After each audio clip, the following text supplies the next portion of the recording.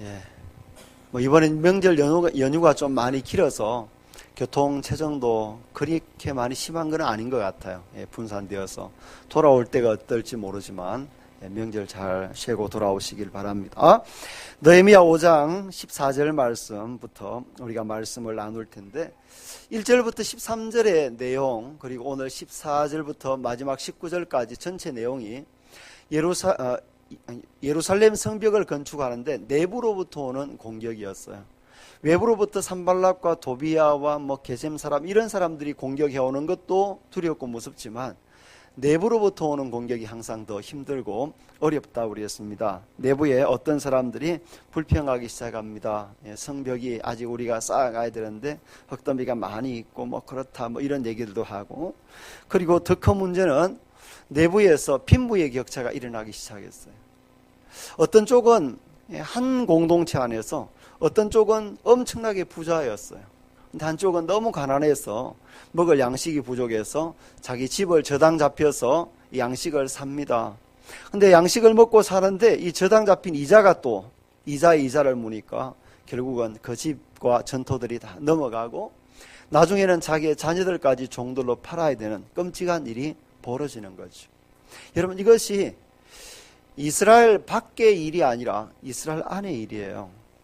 여러분, 성경을 자세히 들여다보면 이스라엘 밖의 일 때문에 하나님이 그렇게 분노한 일이 별로 말이 없어요. 이스라엘 안에 하나님의 백성이 어떻게 사느냐에 하나님이 관심이 많은 거예요. 우리에게 쉽게 말하면 교회 바깥의 일이 아니라 생수교회 안의 일입니다. 여러분, 생수교회에서 어떤 분은 너무 잘 먹고 잘 살고 매일 금가루 뿌려가면서 먹고, 어떤 쪽은 너무 가난해가지고 먹고 살기가 힘들다. 여러분, 그러면 안 돼요. 명절날 제가 몇 분 얘기를 이렇게 들어보니까 홀로 계신 분들 이렇게 돌아보는 그런 분들도 계시더라고요. 참 감사한 일이에요. 여러분, 우리 교회가 교회잖아요. 교회는 이 예배당이 아니라 예수 그리스도를 주로 고백하는 사람들의 모임이에요. 그럼 우리가 이 땅에서 완전하지는 못하지만 주 안에서 하나란 말이죠. 그러면 내가 있으면 또 옆에 사람이 있고 같이 한 교회를 이루어가요. 얼마나 귀한 일인지. 아침에도 제가 주일 아침마다 이게 와서 교육자들과 아침에 우리가 통성으로 같이 기도합니다. 항상 기도하고 출발하는데 예배를 위해서 기도하고, 그리고 제가 올라가서 거리 청소를 항상 한 40분 정도 이렇게 구로역 광장만 해요. 근데 이제 땀이 오늘 많이 나는데 누가 포카리스에서 사들고 올라왔더라. 그래서 얼마나 감사한지. 여러분, 그게 우리 교회예요. 교회를 우리가 너무 이상적으로 생각하기보다 우리가 그리스도 안에서 서로 사랑하고 아끼고 함께하는 공동체, 그게 교회예요. 느헤미야가 이 끔찍한 문제를 보면서 첫 번째 치료 방법은요, 원인을 분석하고 그 문제를 해결을 했어요. 그 원인이 뭔지 들여다봤더니만 지체의식이 기려져 있는 거죠. 나와 너가 하나다, 우리가 한 교회다는 걸 잊어버린 거죠. 우리가 하나님 아버지를 모신 거룩한 영적 공동체인 것을 잊어버린 거죠. 그래서 우리가 하나다 하는 것을 얘기하면서 두 가지 해결 방안을 제시해서, 하나는 이자 받기를 거치자. 여러분, 이자가 정당한 거예요. 이자가 나쁜 게 아니에요. 근데 여기 이자는 고리대응법, 그러니까 폭리이자죠. 그리고 또 하나는 같은 동족이 너무 어려울 때는 이자 안 받아야죠. 한쪽이 너무 힘들어가지고 이자를 고사하고 지금 생존이 어렵다면 이자를 안 받고 빌려줘야 되죠. 그 마음. 또 하나는 100분의 1을 당장 돌려보내라. 최소한의 배려를 해서 그 사람의 생명이 유지될 수 있도록 돕는 자세가 필요합니다. 여러분, 우리 헌금을 왜 해요? 결국 그런 일들을 위해서 헌금을 하는 거죠. 사단은 오늘도 우리 교회를 향해서 도전합니다. 가장 거룩한 교회 공동체. 사람의 가장 큰 문제는 우리는 남 얘기는 잘합니다. 누가 어떻게 개혁해야 되고 한국 사회가 어떻고.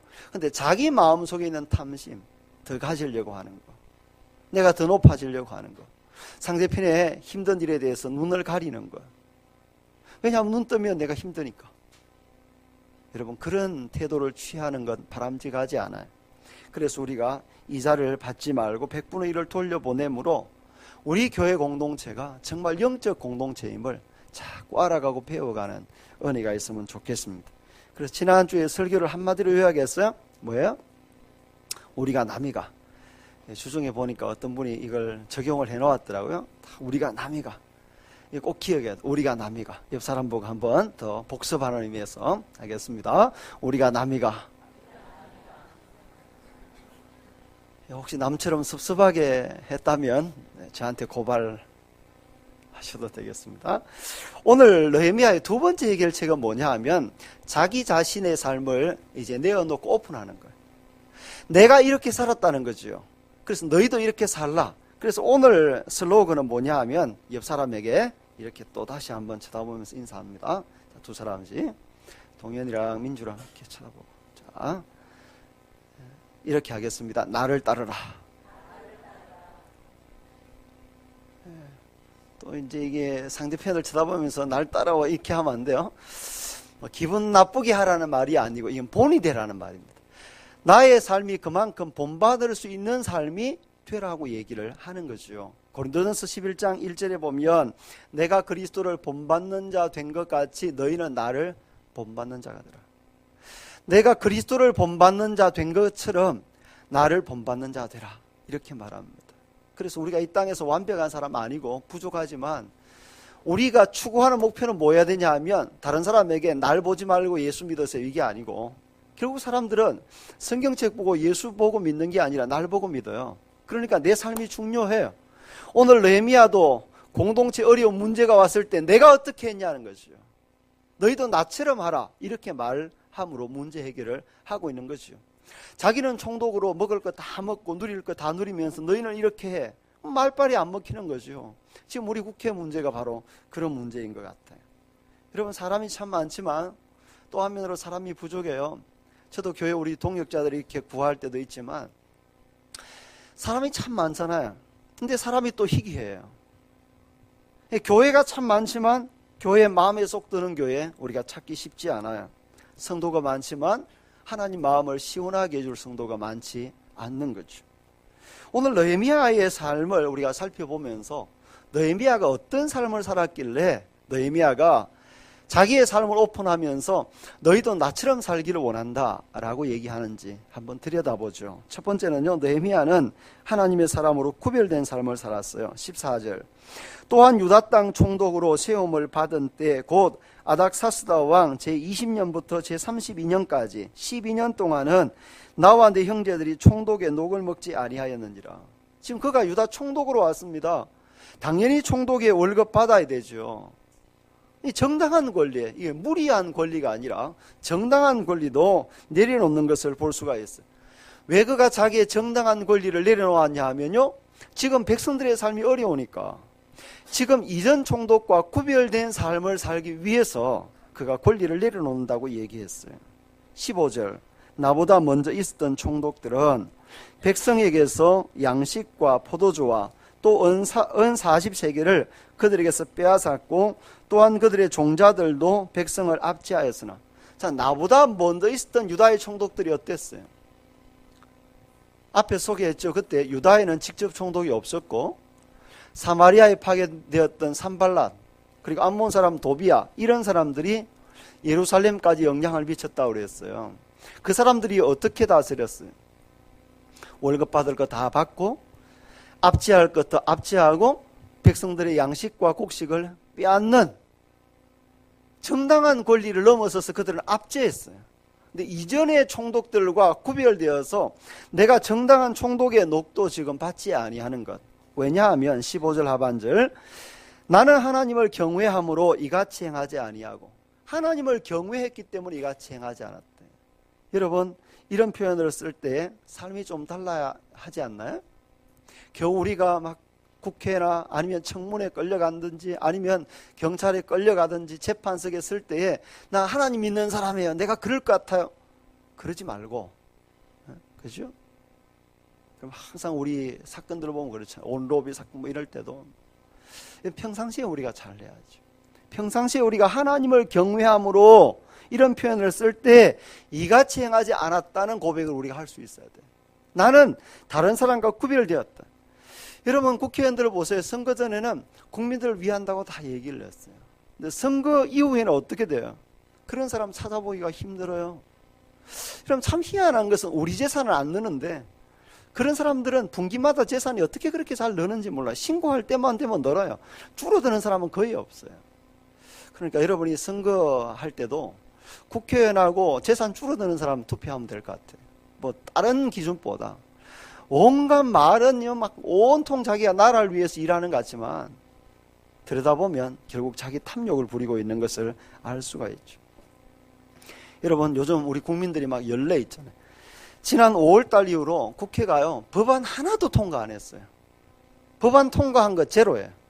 근데 지금 이번 추석 때 보너스가 1인당 387만 8,400원. 그러니까 400만 원 돈씩. 그리고 지난 19대 국회의원들이요, 저는 몰랐는데 이번에 다시 이번 사건이 있고 뉴스를 보니까 세비가 20%씩 인상됐더라고요. 20%씩. 그건 여야가 없어요. 그렇게 막 국민들 위하느냐, 아니면 거기서 아주 좀 급진적으로 뭐 통합진보당 이런 데도 세비 올리는 데는 그냥 다 똑같은 것 같아요. 20%. 이건요, 영국, 뭐 유럽 어떤 나라보다 훨씬 더 비교를 해놓았더라고요. 높은 수치. 이런 문제는 정치인이 아니라 나의 문제죠. 나는 어떠냐?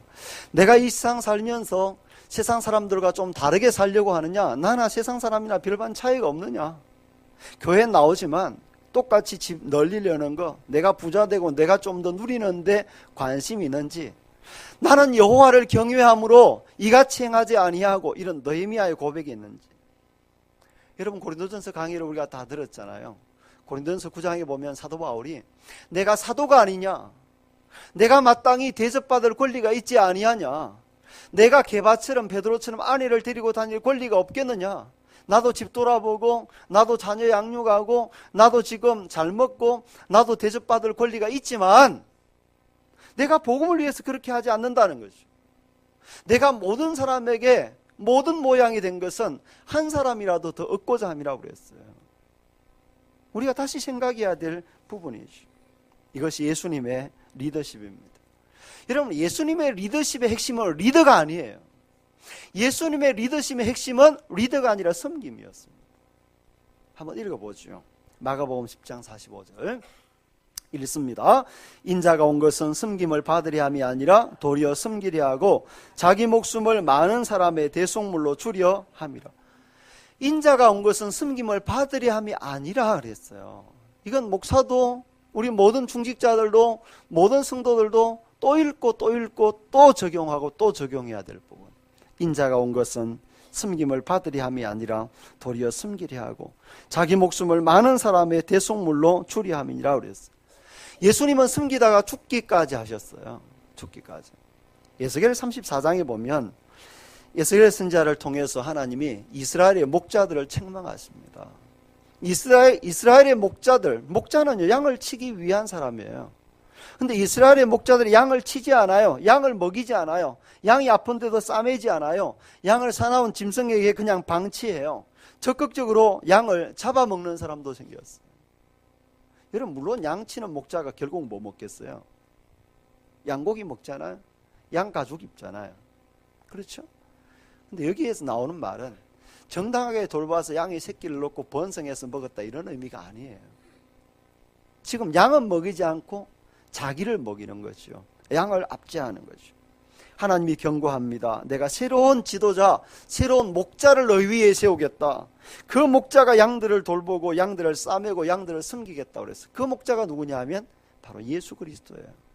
예수님이 나는 선한 목자다, 이렇게 말씀을 하셨습니다. 우리가 이런 그리스도의 섬김의 모습을 배웠으면 좋겠어요. 많은 사람이 다른 장소에서 분리되려고 해요. 제가 목요일날 10월 달에 있는 서울 지역 노예연합회 체육대회 때문에 갑자기 우리가 나가게 됐어요. 노예가. 그래서 족구 부분을 제가 감독을 하게 됐어요. 족구를 담당을 해야 되는데, 그래서 우리 노예 산하의 좀 젊은 목회자들, 족구할 만한 사람들 미리 연락을 했는데 전화를 4번 해도 문자를 2번 남기고 카카오톡을 남기고 이래도 연락이 없어요. 한 사람이. 그래서 제가 문제가 교회에 생겼냐 싶어서 교회 전화하니까 멀쩡히 잘 살아 계세요. 온 지 얼마 안 됐어요. 그래서 왜 누구 목사 전화를 안 받냐 그랬더니만 자기는 사무실을 통해서 오는 전화만 받는데, 자, 우리 교육자들이 그러면 전화기를 부숴요. 저를 양육하신 목사님이 목회자가 전화 안 받는 거 직무유기예요. 성도들이 비상으로 연락해야 되잖아요. 왜 연락 안 받아요? 아직 새파랗게 젊은 30대 목사가 지금 목회 이제 시작해, 담임 목사 이제 시작한 지 1년이 안 된 목사가 하여튼 근본만 좀 들은 것 같아요. 뭔가 잘못되어 있어요. 이건 자기를 자꾸 분리하고 성도들로부터 멀리 떨어져 가지고 단계를 거쳐 가지고 막, 여러분 그게 그림이 그려지잖아요. 근데 왜 그렇게 해야 되죠? 왜 그렇게 인해 장벽을 치고 해야 되죠? 왜 정치인들이 자꾸 인해 장벽을 쳐야 되죠? 자기를 멀리 둬야 되죠? 자기 삶 오픈하면 되잖아요. 뭐 그렇게 감출 게 많은가요? 우리가 생각을 다시 해야 되죠. 우리가 예수님 믿는 사람이면 우리의 구별된 삶이라는 것은 분리되었다는 것과 달라요. 여러분, 분리라는 말은 바리새, 페리시, 이게 분리예요. 바리새인들은 자꾸 구별했어요. 나는 너와 다르다. 그래, 부정한 것 안 만지고, 그래, 부정한 짓 안 하고, 교리 너무 좋았죠. 자기 혼자 있는 교리가 무슨 의미가 있어요? 교리는 무슨 의미예요? 불붙는 교리, 사랑이 있는 교리가 돼야 돼요. 그 교리가 영혼을 살리고, 그 교리가 공동체를 살리고, 내가 정말 진리를 가졌기 때문에 진리의 사랑을 해야 되죠. 그 진리를 가졌던 주님이 어떻게 하셨는지를 보면 되잖아요. 주님이 어떻게 하셨어요? 여러분, 우리가 한번 생각을 해봐야 될 문제. 결국 우리는 소금처럼 녹아져서 우리의 형체는 없어지는 거예요. 내가 존재하는 게 아니에요. 내가 존재하는 게 아니에요. 여러분, 이 교회에서 목사가 영원히 존재해야 될 이유가 뭐예요? 목사는 사라져야죠, 결국은. 교회가 존재하고, 엄밀하게 말하면 교회보다 그리스도가 존재하는 거예요. 그걸 위해서 우리가 있는 거란 말이죠. 여러분, 우리가 다시 생각해야 돼요. 굳이 목회 안 해도 되지 않겠어요, 그러면? 우리 그리스도인에게 적용해보면 마찬가지예요. 여러분, 분리된 삶을 살려고 하지 마십시오. 딴 사람하고 자꾸 멀리하고, 사람들과 가까이 있는 사람도 모르는 신비한 삶, 뭐 의미가 없어요. 여러분, 같이 있고 녹아져 없어지지만 맛을 잃지 아니하는, 그렇다고 뭐 술에 술 탄든 물에 물 탄든 같이 그냥 막 뒹굴고 이게 교회 다니는 사람인지 안 다니는 사람인지 모르도록 그렇게 하면 안 돼요. 명절날 보시면 알겠죠. 이게 구별돼요, 확실히. 그래서 여러분이 뭘 안 함으로, 나는 제사 안 지내니까 제사 음식 준비도 안 하고 가지도 않아. 저는 그거 아니라고 봐요. 가족이잖아요. 가족이잖아요. 가서 하고 내가 절 안 하면 되지. 그리고 가족들도 알아요. 내가 예수 믿는지.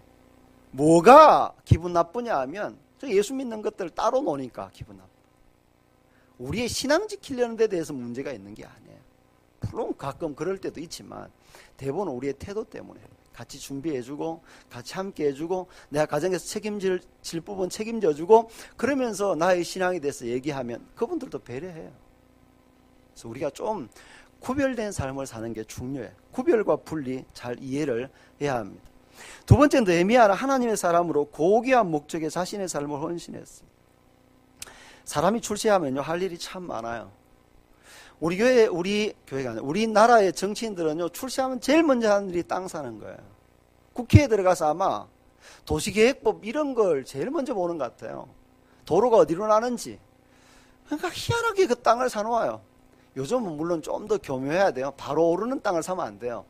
한 10년 뒤에 이렇게 길날 쪽을 보고 사놓아야 되고, 희한하게 오르는 땅을 잘 사요. 우리는 내려가는 땅을 잘 사는데, 그렇잖아요?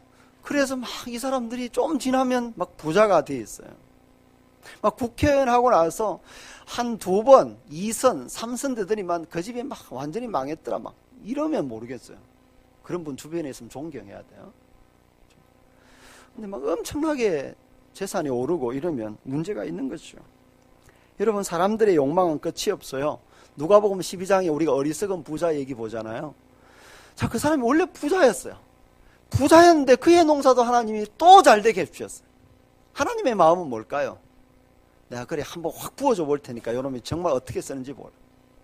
근데 확 부어줬는데도 또 더 이 사람의 계획은 곡간도 늘리는 거야. 그리고 쌓아놓고 먹고 마시고 즐기자. 이게 인생의 목적이었어. 여러분, 겨우 인생의 비전이 먹고 마시고 즐기자, 이게 인생의 비전이면 그 인생 지금 죽는 게 차라리 낫죠. 명절 아침 죄송해요. 목적이 좀 우리가 좀 달라야 되지 않겠어요? 삶의 목적이 달라요. 거머리에게는 두 딸이 있어 다오다오한다, 이렇게 잠언에 말했어. 거머리 같은 인생이에요. 계속 가지려고. 여러분, 특별히 우리가 출세할 때에 자기의 욕망을 위해 살지 않는 것 참 중요합니다. 제가 대학교 다닐 때 새생활 세미나라고 이동원 목사님이 하는 세미나를 들은 적이 있어요. 근데 그 목사님이 유학생활 할 때에 그 유학생들을 여러 명을 도와주는 그 미국인 부부가 계셨대요. 미국인 부부가. 근데 그 미국인 부부가 유학생들을 여러 사람을 자기 집으로 한 날 초대했어요. 그냥 익명의 독지가가 돕는다는 얘기를 들었는데 전화 받고 이제 그 집을 처음 가면서 머리에 상상이 이제 상상하기 시작하는 거죠. 얼마나 큰 저택일까? 거기에 수영장이 있겠지. 바깥에는 야외 잔디장에 바베큐 하는 그릴이 있고 뭐 이렇겠지. 집이 얼마나, 가구들은 어떨까? 그릇은 얼마나 윤기가 나고 반짝반짝할까? 근데 가보니까요, 우리로 말하면 만둣국 끓여놓고 부른 거예요. 집은 잘 사는 집이 아니에요. 제가 얼마 안 살았지만 제가 살아봐도 제가 넉넉하게 쓰고 도와줄 길은 없더라고요. 여러분, 사람이 자기가 넉넉하게 살면서 도와줄 수 있는 사람은 아무도 없습니다. 한번 생각을 해봐야 되죠. 그래서 이동호 목사님 그때 충격을 먹었대요. 정말 목적이 좀 다른 거죠. 삶의 목적이 달라요. 오늘 느헤미야는요, 가장 고귀한 이 목적에 자기의 삶을 헌신했던 거죠. 16절에 보면 도리어 이 성벽 공사에 힘을 다하며 땅을 사지 아니하였고, 느헤미야는 자기 인생의 목적이 뭔지 알았어요. 자기가 지금 유다 총독으로 와서 여기서 땅 사고 넓히고 자기 세 확장하고 자기 따르는 사람 많게 만들고, 이게 목적이 아니었어요. 자기는 지금 황폐한 백성들의 삶을 단장하고 이들을 보호하기 위해서 성벽 쌓는 것, 좀 더 멀리 보면 하나님의 역사를 위해서 쓰임 받는 것이 그의 목적이었어요. 그 일에 헌신했기 때문에 그런 다른 일에 유혹받지 않았습니다. 우리가 삶의 목표가 분명하지 아니하면, 그 삶의 목적이 고귀하지 아니하면 우리는 자꾸 딴 데 유혹을 받아요. 목표가 분명하면요, 유혹을 크게 안 받는다. 돈의 유혹을 안 받아요. 여러분, 우리가 천국을 향해 가는 사람들인데 어떤 사람은 주객이 전도된 사람이 있어요. 자, 건강 중요해요, 안 해요? 중요하죠. 하지만 어떤 사람은 건강이 영혼보다 더 중요한 사람이 있어요. 이건 주객이 전도된 거예요. 우리가 영혼을 위해서 건강해야 돼요. 디모데전서 4장에 분명히 얘기했어요. 육체의 연습은 약간의 유익이 있지만 경건은 범사에 유익하니 금생과 내생에 약속이 있다고 그랬어요. 여러분, 그래서 건강, 하나님을 위해서 건강 단련해야 되죠. 건강을 위해서 우리가 하면 안 되죠. 자, 혹시 건강을 위해서 예수 믿는 사람 계세요? 그럼 주객이 전도된 거예요. 학문도 마찬가지고 돈도 마찬가지예요. 우리 돈 무시해서 안 돼요. 돈 중요합니다. 돈의 영향력이 엄청납니다. 하지만 우리가 돈의 목적을 알고 돈을 다스릴 수 있어야 되는 겁니다. 이런 고귀한 삶을 느헤미야가 사니까요, 파급 효과가 있어요. 여러분, 내가 어떤 고귀한 삶을 살면 반드시 그 삶이 다른 사람에 영향을 미쳐요. 한번 볼까요? 16절 다시 보세요. 도리어 이 성벽 공사에 힘을 다하며 땅을 사지 아니하였고 내 모든 종자들도 모여서 일을 하였으며. 자, 내가 그렇게 하니까 누구도 그렇게 해요. 내 종자들도.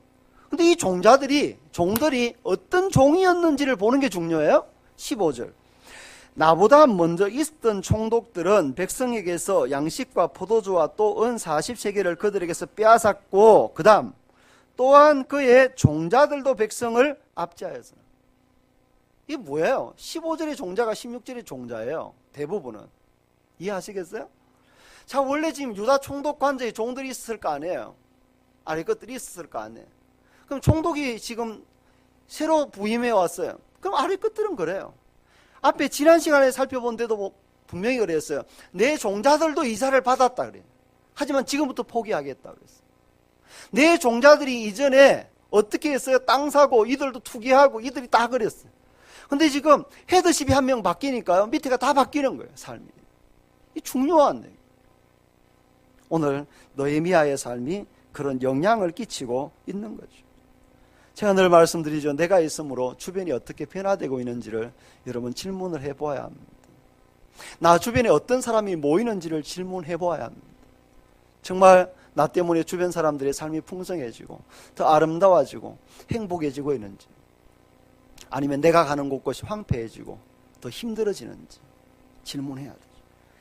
세 번째, 느헤미야는 하나님의 사람으로 나누는 삶을 살았어요. 17절, 또 내상에는 유다 사람들과 민장들 150명이 있고 그 외에도 우리 주위에 있는 이방 족속들 중에서 우리에게서 나온 자들이 있었는데, 여러분 제가 이 설교를 처음 할 때는 전도사 때였어요. 전도사 때. 그래서 저는 지금도 우리 교육자들하고 밥을 같이 먹어요. 여러분은 잘 모르지만 교육자 세계에서 담임 목사하고 부교육자들이 같이 앉아서 매일 밥 먹고 이런 교회 없어요. 그게 쉽지도 않아요. 또 해보면요, 그렇게 해서 실패하는 경우도 많아요.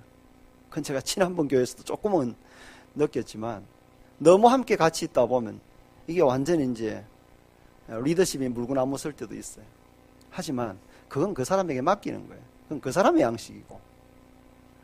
제가 느헤미야 강의를 처음 했을 때, 전도사 때, 저는 같이 밥 먹고 같이 사는 것, 그게 제가 추구하는 하나의 방향이에요. 여러분, 여기 나오는 내상의 유다 사람들과 민장들 150명이에요. 여러분, 지금 세대가 아니에요. 지금 세대도 정치인들 안 그래요. 자기 필요할 때만 같이 밥 먹지. 근데 그 고대 사회에 총독이 지금요, 아래 것들하고 같이 150명이 앉아서 밥 같이 먹는다는 있을 수 없는 일이에요. 근데 느헤미야가 지금 그렇게 하고 있는 거죠. 식탁 공동체를 이루고 나누는 삶을 살고 있는 거죠. 제가 대학교 다닐 때, 대학교 2학년 때부터 4학년까지 3년을 제자훈련을 했는데요. 교회에서 한 게 아니라 저도 소개를 받아서, 제가 계명대학교를 다녔는데 영남대학교 철학과 선생님 아래에서 매주 토요일마다 7명이, 계명대 철학과 3명, 영남대 철학과 4명, 7명이 모여서 같이 북스터디를 했어요. 그럴 때 책을 제일 많이 읽었을 것 같아요. 근데 그 선생님이요, 매주 토요일 날 자기 집을 오픈해 집에서 하는 거예요. 그럼 식비뿐만 아니라 그게 얼마나 번거로운 일이겠어요. 이게 와이프에게 얼마나 번거로운 일이겠어요. 근데 그분이 늘 하셨던 말이, 화목이라는 단어의 화자가 벼화자의 입구자예요. 벼가 입으로 들어가야 화목이 이루어진다, 이렇게 늘 말씀하시는 분이에요. 그때부터 제가 배운 거죠. 같이 먹고 같이 교제하는 것, 그게 화목의 비결인 거죠. 함께 식탁 공동체를 가지는 것. 여러분, 가장 큰 문제는 우리 안에 있는 이기심의 문제입니다. 나누기 싫어하는 거고 내가 더 가지고 싶은 거죠. 느헤미야가 특권층인데 특권층 대접을 안 받는 거죠. 여러분, 특별하게 더 하려고 하는 게 아니잖아요. 내게 주어지는 당연한 권리를 나누는 것, 이게 쉽지 않다고요. 다시 한번 돌아보세요. 내게 이미 자기도 모르게 주어지고 있는 이걸 내가 나누는 거 쉽지 않아요. 여러분, 느헤미야가 왜 이런 삶을 살았을까? 18절 하반절, 비록 이같이 하였을지라도 내가 총독의 녹을 요구하지 아니하였으면 이 백성의 부역이 중함이었더라. 비록 이같이 하였을지라도 내가 총독의 녹 더 요구하지 않았어요. 이 백성의 부역이 중함이었더라. 백성들 상황을 알고 있었고 돌아보고 같이 아파하는 그런 마음이 그에게 있었던 거죠. 여러분, 우리나라가 IMF 이후에 빈부의 격차가 훨씬 더 커졌습니다. 그리고 어저께 메인 뉴스에 보니까 이 양극화가요, 지금 최대로 심각해진. 근데 기독교회는요, 줄어도 지금 700만이에요. 우리가 1000만이라고 예를 들면 보면 4분의 1이 어쨌거나 기독교를 접했던 사람이에요. 근데 우리가 얼마나 교회 안에서 예수 믿으면 잘 된다는 얘기만 했지, 예수 믿고 나눠야 된다는 삶을 얘기 안 했기 때문에, 예수를 믿는 분포가 세계적으로 이렇게 많은 나라가 없는데 우리는 사회에 영향을 미치지 못하는 것이죠. 사도행전 2장에 보면요, 이건 교회만이 할 수 있어요. 자본주의나 공산주의나 제도로 할 수 있는 게 아니고, 이건 은혜 받은 사람이 자발적으로 내 것을 내어놓고 함께 나눌 때 가능한 삶, 그게 중요합니다. 예수님이 나누는 삶을 사셨어요. 그분이 하늘 영광 보좌를 버리고 이 땅에 오셔서 자기를 내어주셨잖아요. 우리가 따라가고 우리가 신앙하는 예수 그리스도가 그런 삶을 사셨어요. 그럼 우리가 그런 삶을 살아야 되는 것입니다. 마지막으로 살펴보려는 것이 느헤미야의 기도입니다. 19절. 내 하나님이여, 내가 이 백성을 위하여 행한 모든 일을 기억하사 내게 은혜를 베푸시옵소서. 내 하나님이여, 내가 이 백성을 위하여 행한 모든 일을 기억하사 내게 은혜를 베푸시옵소서. 여러분, 우리의 기도의 대상이 하나님이에요. 그렇습니까? 그 하나님이 살아계십니까? 그 하나님이 나를 보고 계십니까? 그러니까 그 하나님 앞에서 기도하는 거거든요. 그러니까 우리의 삶을 보면 기도가 응답될지 안 될지 안다고요. 제가 어제 새벽에 드린 말씀인데 읽어봅니다. 이사야 59장 1절부터 3절 시작.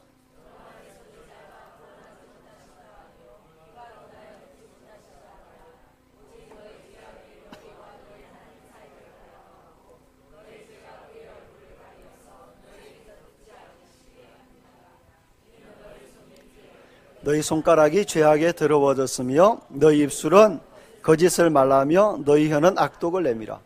우리는 기도 응답이 안 되면 자꾸 하나님 탓해요. 하나님의 손이 짧은 것처럼, 하나님의 귀가 어두운 것처럼, 그래서 주여를 세게 하면 응답하실 것처럼. 그게 아니에요. 오직 우리 손에 피가 있기 때문에, 우리의 죄악 때문이라고 얘기합니다. 그래서 우리 편에서 하나님 앞에 이 쳤던 담을 허물어야 돼요. 그때 하나님 은혜가 임하는 것입니다. 오늘 느헤미야는 주님, 내가 주 앞에서 주님을 경외하기 때문에 이렇게 살았습니다. 주님, 내가 지금 이렇게 기도합니다. 그 기도 자체도 자기의 탐욕을 위한 기도가 아니었어요. 하나님, 내가 지금 이렇게 백성들과 나누고 있고 우리가 이렇게 힘들게 노역을 하고 있는데 이 목적이 지금 주의 성벽을 쌓는 것입니다. 이 기도 이루어 주시기를 원합니다. 그래서 성벽이 올라가고 있는 것을 볼 수가 있습니다. 느헤미야는요, 하나님께 살아계심을 믿었어요. 그런 믿음으로 살았어요. 당연한 권리도 누리지 아니하고 가장 고귀한 목적에 헌신하고 나누는 삶을 살았던 것입니다. 오늘 예배를 드리면서 우리가 질문해 봐야 돼요. 내가 지금 드리는 기도가 응답될까? 질문을 해보면 대충 알 수가 있는 거예요. 말씀을 정리합니다. 공동체에 큰 위기가 왔을 때 느헤미야가 어떻게 했느냐? 느헤미야는요, 본을 보이는 삶을 살았어요. 그래서 나를 따르라 그랬어요. 제가 4가지 얘기를 드렸는데 첫 번째는 느헤미야가 구별된 삶을 살았어요. 구별되었어요. 분리가 아니고 구별이라고 그랬어요. 구별은 함께 하면서도 다른 거예요. 분리는 아예 다르게 노는 거예요. 다르게 노는 거. 여러분, 우리가 세상 속의 소금이에요. 세상 속의 빛이에요. 우리가 세상 속에 살면서 이게 참 어려운 거예요. 차라리 장소가 다르고 영역이 다르면 우리가 범죄 안 할 수 있어요. 그런데 늘 함께 있기 때문에 사실은 어려운 거예요. 그럼에도 불구하고 우리가 구별된 삶. 두 번째는요, 느헤미야처럼 고귀한 목적에 자신을 헌신할 수 있어야 돼요.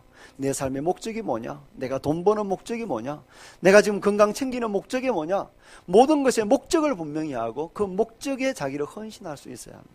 세 번째, 느헤미야는 나누는 삶을 살았어요. 그는 백성들의 이 고통스러운 삶을 보고 있었고 그 삶을 함께 나누는 그런 삶을 살았습니다. 하나님께로부터 받은 것을 약한 사람들과 더불어 나누는 삶, 그게 그리스도인의 삶이에요. 마지막 이렇게 하면서 기도할 때 응답이 된다는 거예요. 하나님은 이런 기도를 들으시는 거죠. 소망 없는 시대에 우리 교회를 통해서 하나님은 소망을 가지고 계십니다. 남의 얘기보다 우리 안에서 정말 이런 느헤미야의 삶을 본받는 은혜가 있기를 원합니다. 복습합니다. 이제 마지막 복습. 옆 사람을 다시 보면서 한 구문을 기억하는 게 중요하죠. 자, 옆 사람을 딱 쳐다보세요. 나를 따르라. 그 말은 제가 잘하겠습니다, 이 말이에요. 앞으로 제가 그리스도인답게 살겠습니다, 이거예요. 일어나셔서 찬양하겠습니다.